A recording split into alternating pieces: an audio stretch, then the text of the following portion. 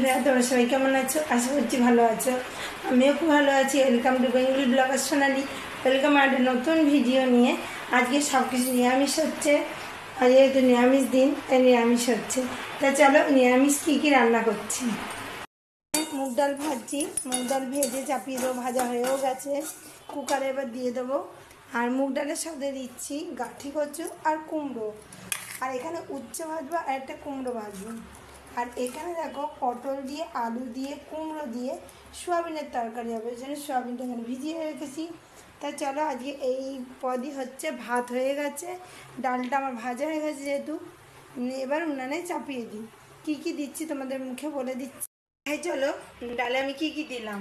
ডালে একটু সামান্য তেল দিয়ে দিয়েছি, আর এখানে হলুদ গুঁড়ো, লঙ্কার গুঁড়ো, জিরে গুঁড়ো আর ধনে গুঁড়ো এই দিয়েছি। ডালটা এবার কুকারটা আটকে দেবো, উনান ধরানো হয়ে গেছে, শুধু মুখটা আটকানো বাকি। ভাজা চাপিয়ে দিয়েছি আর ডালও সিদ্ধ হয়ে গেছে। এবার আমি ওর মধ্যে কুমড়ো আর গাঁটিগুলো দিয়ে আবার সিদ্ধ মারবো। এটা সিদ্ধ হয়ে গেলে তারপর ফোড়ন দেবো, আর একটু সামান্য একটু জল দিয়ে দেবো, দিয়ে সিদ্ধ চাপিয়ে দেবো। গাঁটি হচ্ছে দিয়ে ডাল আমার চেপে গেছে। এর মধ্যে আর কিছু দিইনি, শুধু এর মধ্যে কালো জিরা আর শুকনো লঙ্কা ফোড়ন দিয়েছি, আর যে সবজি দিয়েছি আর একটু নুন দিয়ে দিয়েছি। আর সয়াবিন দিয়ে, কুমড়ো দিয়ে, পটল দিয়ে, আলু দিয়ে যেটা হবে, গোটা দিয়ে ফোড়ন দিয়ে কুমড়ো, আলু আর পটল দিয়ে দিয়েছি। এটা ভাজা ভাজা হতে হতে তারপর সয়াবিন দেবো। হয়ে গেছে, ঢেলে নেবো।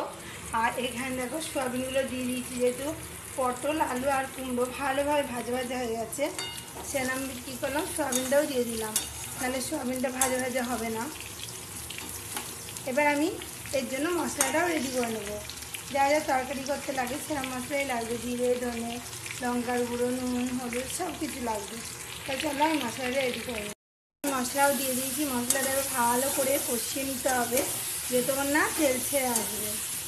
আর একদমই অল্প তেল দিয়েছি, অল্প তেল অল্প মশলাই রান্না। আর নিরামিষ সয়াবিন তরকারি একটু খেতে ভালোই লাগে, আর সবজি দিয়ে করলে তো স্বাদ আরোই ভালো হয়। আমি এমনি পটল দিয়ে করি, আজকে কুমড়োও দিয়েছি তার সাথে। মাঝে মধ্যে একটু নতুনভাবে করার চেষ্টা করি, যে কতটা ভালো হয়। খেয়ে দেখি যে না ভালোই হয়েছে, সেটা তোমাদের কাছেও শেয়ার করি। এটা 2 থেকে 3 মিনিট তোমরা ভালো করে কষিয়ে নেবে। আর ভালো করে না কষালে তো হবেও না, কাঁচা মশলা গন্ধ ছাড়বে, এমনিও ভালো করেই কষাতে হবে। বন্ধুরা ভালো করে আমার সয়াবিন, পটল, আলু, কুমড়ো কষানো হয়ে গেছে। এবার একটা ছোট্ট থালা দিয়ে ঢাকা দিয়ে দেবো। দেখো থালা দিয়ে আমি চাপাও দিয়ে দিয়েছি। আমার তরকারিটা হয়ে গেলে একটু গরম মশলা দিয়ে দেবো, তাহলেই আমার তরকারিটা হয়ে যাবে। তা চলো 5 থেকে 6 মিনিট তরকারিটা ফুটুক। আমার সয়াবিন সব রকম সবজি দিয়ে বানানো হয়ে গেছে, গরম মশলাও দিয়ে দিয়েছি। আর গরম মশলা, তেজপাতা তো আগেই দিয়েছিলাম। এরকম গরম মশলা, গোটা গরম মশলাই দিয়ে দিই, তাতেই দারুণ সুন্দর গন্ধ আসে। তা চলো খেতে কেমন হয়েছে এবার দেখার পালা। একটু ঢাকা দিয়ে রাখবো, গন্ধটা যাতে পুরো সয়াবিনে মেশে। আর কটা রুটি করবো, তাহলেই হয়ে যাবে।